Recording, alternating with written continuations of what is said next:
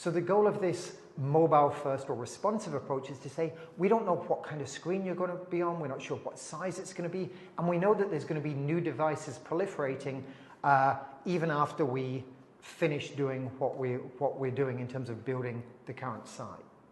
So with a mobile first or responsive approach, it's much more about saying, what is the information we want to communicate? And to strip that down, if we only had a small mobile screen, what would we show to people?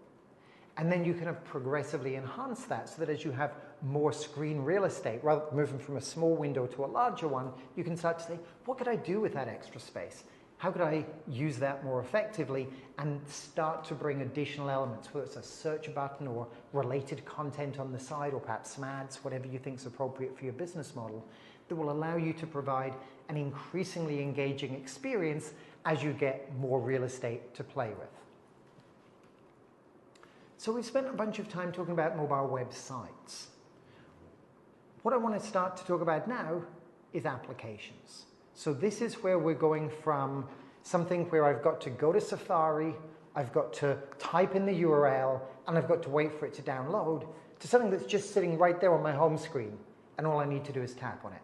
And there are three approaches to building those apps that I really want to take some time to distinguish between. So let's start with simple applications. There are a number of benefits of building an app as opposed to just having a website. Firstly, you get some of the most important and valuable real estate on the planet. You get right in front of a user on their home screen, if you're lucky, or at least on one of the screens that they're kind of going to swipe through over time. So it's a wonderful way to really get real estate that's perpetual marketing for your business. There's also discoverability. If you are Facebook or LinkedIn, you'll probably have an app, but there's an argument that maybe you don't need it because people are going to be using Facebook and LinkedIn anyway. But what happens if you want to create an app for finding people in a given location? Or you want to create an app for Sudoku or for something else? Obviously, you're going to want to market that yourselves, but you've got the opportunity that if you create an app, it will be in the app stores. It can be in the Amazon marketplace. It can be on the iTunes store. And as you get apps into those marketplaces, they can potentially be found by people who otherwise would never have heard of your business. So there's a lot of competition there, but potentially it's a great way for startups and companies that have product offerings that would be of interest to more people than they have direct communication links to anyway. You don't have an email list of everyone who'd want to use your app. Being in an app store can be a great way to do that. There are also a number of features like push notifications or access to the camera, which are only available in an app. And over time, more of those features are going to be available through Safari and through the browsers. But especially things like access to your contacts book. You probably don't want that when you just go to a website, it can suddenly download all of your contacts and make that public. You'd want really explicit, safe permissioning around that. And that's one of the reasons why a lot of features will continue to only be available to people who develop apps. And then there's other benefits like potentially the ability to use the app offline, so that if I'm underground, if I'm on a subway, if I'm on an airplane, if I want to play Sudoku, as long as I've downloaded some quizzes, I can do that as long as I have an app. Whereas if I have a website, that probably wouldn't work. And then the other reason why a lot of people end up building applications rather than websites is just for performance. If you're going to do something which has very complex graphical requirements, let's say you're doing a first-person shooter game, something like that, you're absolutely going to want to have an app for that because the performance of applications is much, much more efficient than the way that a website executes code. So how do you go about it? Let's say you want to get started with an app. How do you start with that? Well, the simplest possible way you could get started is using a tool that's often called PhoneGap.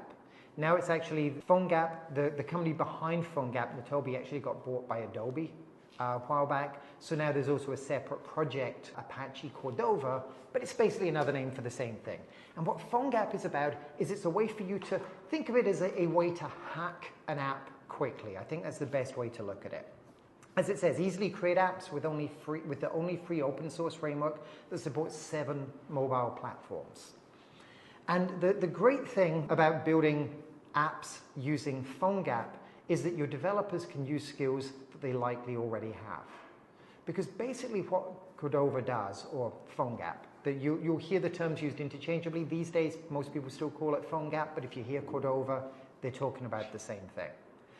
And basically what most people do, if you want to build an app using PhoneGap Cordova, all you do is basically you create an HTML web page. And then you add the CSS to make it look pretty, to make it look the way you'd want, just as if you were building a mobile website. And in fact, people will often take mobile websites they've built and then run it through PhoneGap, make a few little tweaks to it, and then what it does is it packages up this mobile website. So you've got your HTML that has your content, the CSS that makes it so it looks good, and maybe a little bit of JavaScript to make it interact in a more engaging way. And what you do is you package all that up in PhoneGap, and PhoneGap turns it into a boxed application that gets downloaded to the mobile device. And what's great about that experience is that it means that somebody who only knows HTML, CSS, and JavaScript can fairly quickly build an application that can be put into the app stores.